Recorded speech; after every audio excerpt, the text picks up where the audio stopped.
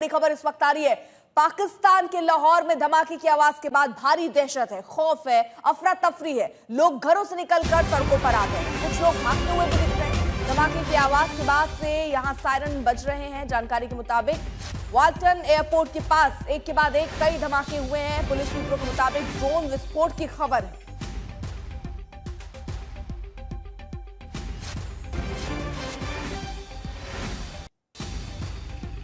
लोगों के बीच अफरा तफरी, घरों से बाहर निकले हैं। धमाके की आवाज सुनाई देने के बाद सायरन की आवाज सुनकर गोपाल नगर नसीराबाद इलाके में दरअसल ये धमाके हुए हैं। धमाके की आवाज के बाद से यहां लगातार सायरन बज रहे हैं। जानकारी जो मिल रही है वो ये कि वाल्टन एयरपोर्ट के पास एक के बाद एक कई धमाके हुए। पुलिस सूत्रों के मुताबिक ड्रोन विस्फोट की खबर ये हम आपको बता रहे हैं किन किन जगहों पर देखिए धमाकों की आवाज सुनाई दी है। वाल्टन रोड, गोपाल नगर, नसीराबाद एयरपोर्ट के पास और असर करीब 5 रोड पर।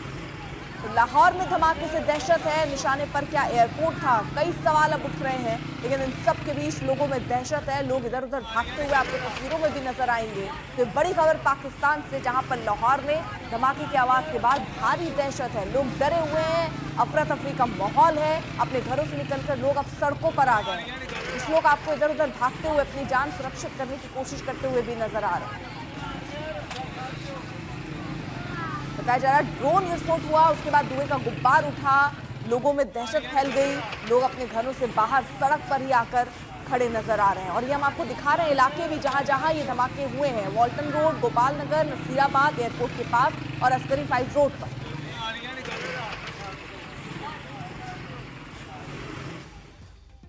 पाकिस्तान में ऑपरेशन सिंदूर का खौफ है। भारत ने पाकिस्तान और पीओके के 9 आतंकी ठिकानों को उड़ाया है। आतंकियों के आका हाफिज सईद और मसूद अजहर को भारी चोट पहुंचाया। अब सवाल उठ रहा है कि ऑपरेशन सिंदूर खत्म हो गया या पार्ट 2 अभी बाकी है। भारतीय सेना ने 21 आतंकी टारगेट फिक्स की थी, 9 साफ हो गए हैं, तो क्या अभी 12 पर अटैक होना है? कल सेना की ब्रीफिंग में जिन 21 टारगेट का जिक्र था उसे मैप पर दिखाया गया था। आप ग्राफिक्स में जरा देखिए कि वो कौन कौन से इलाके जो तबाह हुए और अभी बच्चे कौन कौन से हैं। तो अभी टारगेट जो हैं वो और बचे हैं। तो इसी से क्या हम ये कह सकते हैं कि ऑपरेशन सिंदूर अब 2.0 होने वाला है? पाकिस्तान खौफ में है। क्या भारत की स्ट्रेटजी अभी है कि जितने आतंकी ठिकाने हैं जिनको चिन्हित किया गया है उनको सबक सिखाना है, उन्हें नेस्तनाबूद करना है? क्या ये तैयारी है भारत की? अभी तक आपको बता दें जिस तरह से जो प्रेस ब्रीफिंग हुई थी उसमें 9 तो तबाह हो चुके हैं, लेकिन लिस्ट लंबी दिखती है। 12 और नाम दिखते हैं और ठिकाने दिखते हैं। तो क्या वहां पर भी ऐसे ही कुछ हमला होने वाला है?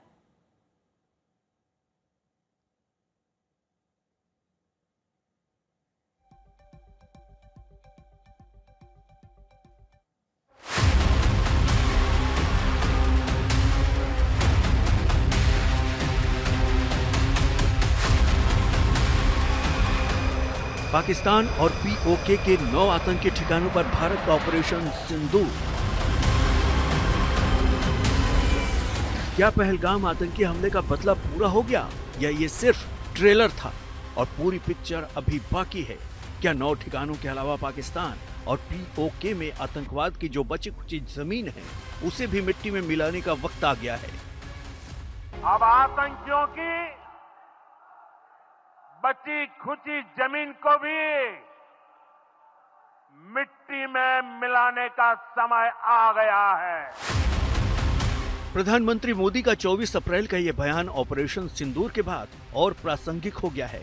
कल विदेश मंत्रालय और सेना की ब्रीफिंग में पाकिस्तान और पीओके में स्थित आतंक के 21 ठिकानों का ब्यौरा दिखाया गया था। इनमें से 9 को भारतीय फौज ने अपने सटीक और मारक हमले से मटिया मेट कर दिया। पाकिस्तान में पिछले 3 दशकों से टेरर इंफ्रास्ट्रक्चर का निर्माण हो रहा है।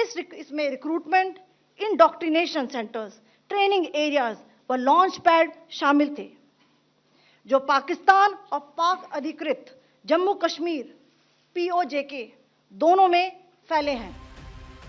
तो क्या अब बाकी ठिकानों को भी मिट्टी में मिलाने का वक्त आ गया है? सूत्रों का कहना है कि आने वाले दिनों में पाकिस्तान में मौजूद और आतंकी अड्डों को निशाना बनाया जा सकता है। भारत का लक्ष्य सीमा पार आतंकवाद को खाद पानी देने वाले पाकिस्तान को तगड़ा सबक सिखाने का है।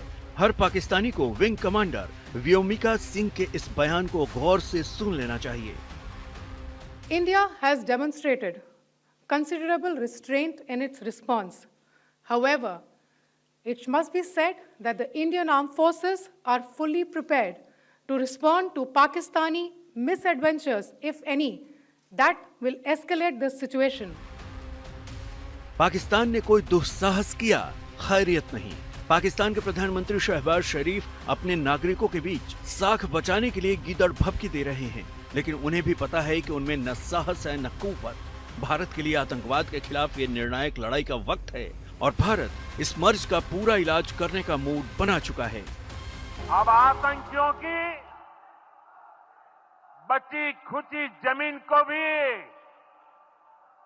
मिट्टी में मिलाने का समय आ गया है।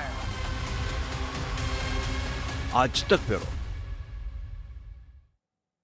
मंजीत नेगी हमारे साथ हमारे सहयोगी और जानकारी के साथ जुड़ चुके हैं। मंजीत, जरा ये बताइए कि क्या ये सिर्फ ट्रेलर था, पिक्चर अभी बाकी है? क्योंकि लिस्ट में और नाम थे, उन नामों का क्या मतलब? देखिए अर्पिता, भारत के पास अभी राइट टू रिस्पॉन्स, जैसे कि कल रक्षा मंत्री ने भी कहा, प्रधानमंत्री लगातार कहते रहे हैं, तो राइट टू रिस्पॉन्स भारत के पास हमेशा है। और अभी हालांकि भारत ने जो प्राइम टारगेट थे दोनों, चाहे बहावलपुर में जैश के हेडक्वार्टर की बात करें और मुरीदके में लश्कर की बात करें, पाकिस्तान आर्मी का जो गढ़ है पंजाब, वहां पर चार बड़े हेडक्वार्टर्स को डिस्ट्रॉय कर दिया है। तो फौरी तौर पर देखें तो भारत का जो एक टारगेट था आतंकी आकाओं के बड़े ठिकाने को नेस्तनाबूद करने का, वो पूरा हुआ है। लेकिन अभी भी अगर सरगना के तौर पर आप देखें तो चाहे हाफिज सईद हो, चाहे मसूद अजहर हो और बाकी जो उनके नंबर 2 हैं, वो सरगना अभी भी पाकिस्तान में जिंदा है। और जब तक वो लोग रहेंगे भारत के खिलाफ उनकी गतिविधियां जारी रहेंगी। तो भारत समय जो जैसा कि तीनों सेनाओं को खुली छूट सरकार की तरफ से दी गई है, प्रधानमंत्री नरेंद्र मोदी की तरफ, तो सेनाओं को जब भी लगेगा कि उनके खिलाफ कार्रवाई करनी है तो वो कार्रवाई होती रहेगी। फिलहाल जो भी ताजा जानकारी अभी जो दोनों भारत के ऑपरेशन सिंदूर के बाद जो हालात पैदा हुए हैं, पाकिस्तान एक एक पल गिन रहा है कि भारत कब उस पर हमला करेगा और भारत को भी पाकिस्तान की जवाबी कार्रवाई। देखिए, पाकिस्तान की तरफ से कहा जा रहा है कि अगर अब कोई और कार्रवाई हुई तो हम भी जवाब देंगे। तो क्या भारत अभी और अगर टारगेट करता है तो ये और युद्ध की तरफ तो आगे हम नहीं बढ़ जाएंगे? ये भी स्ट्रैटेजी याद रखनी होगी, सोचनी होगी। अर्पिता, कल जब भारत की कार्रवाई हुई उसके बाद पाकिस्तान ने खासतौर से लाइन ऑफ कंट्रोल पर बड़े आर्टिलरी शेलिंग और जो तोपखाने से फायरिंग की थी, जिसमें भारत को के जो नागरिक हैं बॉर्डर पर रहने वाले, उनको नुकसान हुआ। 15 से ज्यादा नागरिकों की मौत हुई, 40 से ज्यादा घायल हैं।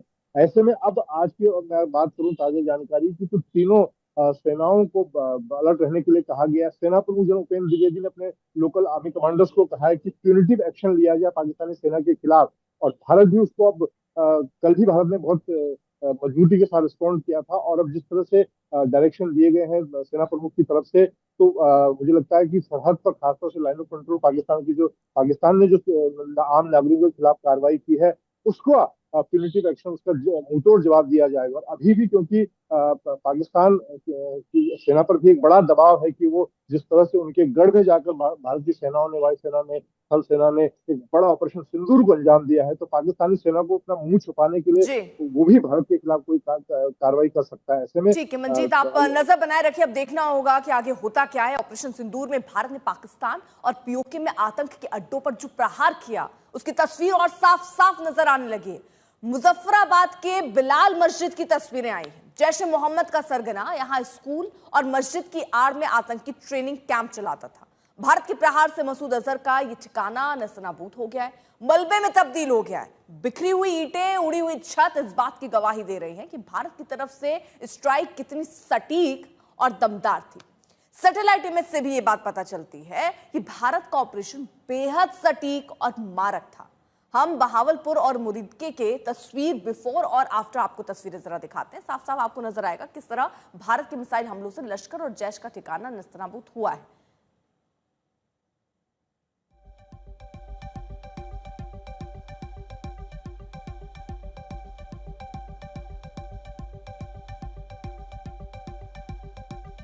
तो हम आपको वो तस्वीर दिखाते हैं जिससे आतंकवाद के पनाहगाह पाकिस्तान का असली चेहरा बेनकाब हो रहा है। पाकिस्तान से एक वीडियो सामने आया जिसमें आतंकियों की लाशों को पाकिस्तान के झंडे में लपेटा गया है। वहीं पाकिस्तानी आर्मी के अफसर भी आतंकियों को श्रद्धांजलि देने पहुंचे। इस वीडियो में आतंकी हाफिज सईद के संगठन के लोग नजर आ रहे हैं। हाफिज रऊफ खुद नमाज पढ़ता दिख रहा है। टेररिस्ट लिस्ट में इसका भी नाम है। पाकिस्तान में पंजाब प्रांत के भीतर आतंकवादी के ताबूत पर जो फूल चढ़ाया जा रहा है उस पर लिखा है COAS, यानी इसका मतलब है चीफ ऑफ आर्मी स्टाफ, यानी पाकिस्तानी सेना के प्रमुख आसिम मुनीर ने यह फूल आतंकियों के ताबूत के लिए भेजा है। शिवानी हमारे साथ, हमारे सहयोगी इस वक्त जुड़ चुकी हैं। शिवानी, ये पाकिस्तान का चरित्र समझ में ही नहीं आता है। आप एक तरफ आतंकियों से खुद ग्रसित होने की बात करते हैं, दूसरी तरफ आप आतंकियों के जनाजे जब निकल रहे हैं तो उसमें फूल भेज रहे हैं।